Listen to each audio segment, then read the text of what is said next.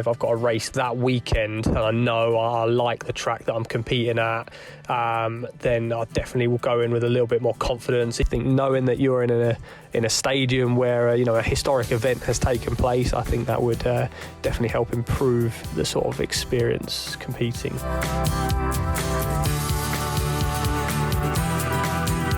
Yeah, I think it's important to test yourself against the best in the country, and I think British Champs is the stage that you do that. I think this is a really good stage where obviously there's a lot at stake as well in terms of selections for various events. Potentially athletes are wanting to avoid each other. There's a clause in the selection policy which is about head-to-heads, so potentially you've got some athletes which are purposely not doing meets which they know their closest rivals are going to be at, because maybe they don't want to potentially get beaten, and then that upset their chances of selection when it comes to it.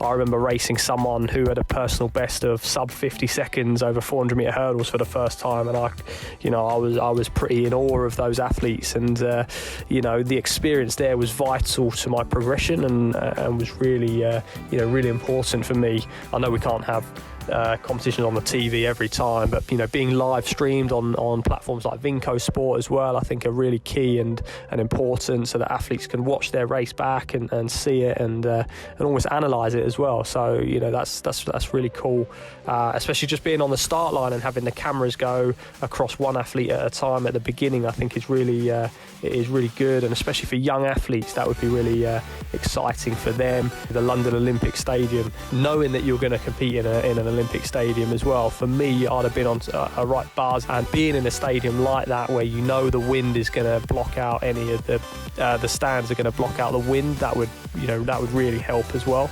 and just competing on a surface like that, I think that just generally improves the overall experience of the competition, definitely.